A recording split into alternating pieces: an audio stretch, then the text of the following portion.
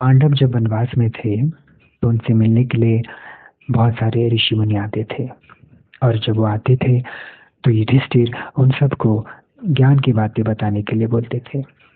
हालांकि युधिष्ठिर को तो सब कुछ पता रहता है, फिर भी दूसरे जान सके इसके लिए वो उन सब चीज़ों का आग्रह करते थे।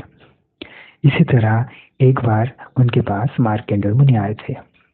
मार्कंडेय मुनि एक अजर अमर ऋषि थे जिन्होंने अपनी आंखों के सामने ही कितनी बार इस संसार का नष्ट और पुनर्निर्माण होते हुए देखा था।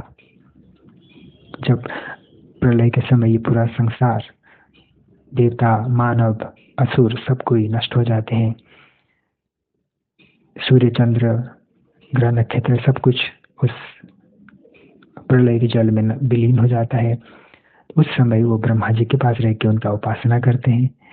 और ये जो पूरा विनाश का प्रक्रिया जो भगवान नारायण करते हैं और फिर किस तरह से वो एक संसार के पुनः निर्माण करते हैं, वो सब वो देखते हैं। तो इसी की वजह से युधिष्ठिर ने उनसे बोला कि आपने इस संसार का विनाश और निर्माण कितनी बार देखा है, तो ये चीज हम सबको आप विस्तार से बताइए।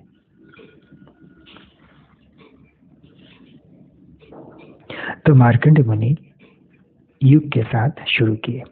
उन्होंने बोला कि युग 4 होते हैं, सत्य युग, त्रेता युग, द्वापर युग और कलयुग।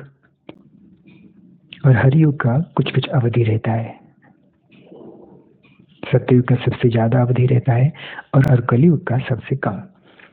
सत्ययुग का अवधि है 4800 वर्ष, त्रेता युग का अवधि है 3600 वर्ष, द्वापर युग का अवधि है 2400 वर्ष और कलयुग का अवधि है 1200 वर्ष। तो कुल मिला के हुआ 12,000 वर्ष। हर 12,000 वर्ष के बाद फिर वापस सत्ययुग शुरू होता है और कलयुग पे खत्म होता है। इसी तरह से ये एक चक्र की तरह चलता रहता है।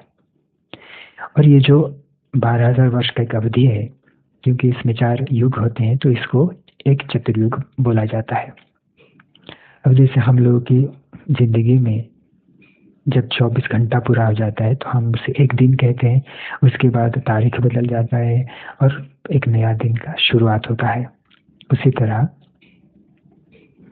ब्रह्मा जी का भी एक दिन होता है और उस एक दिन का अवधि है 1000 चतुर्युग, यानी 12,000 गुना 1000, तो वो कितना होता है 1,20,00,000 वर्ष।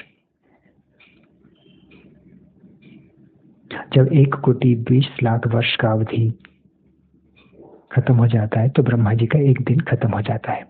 और ये जो पूरा संसार है वो ब्रह्मा जी का एक दिन के लिए ही टिका रहता है।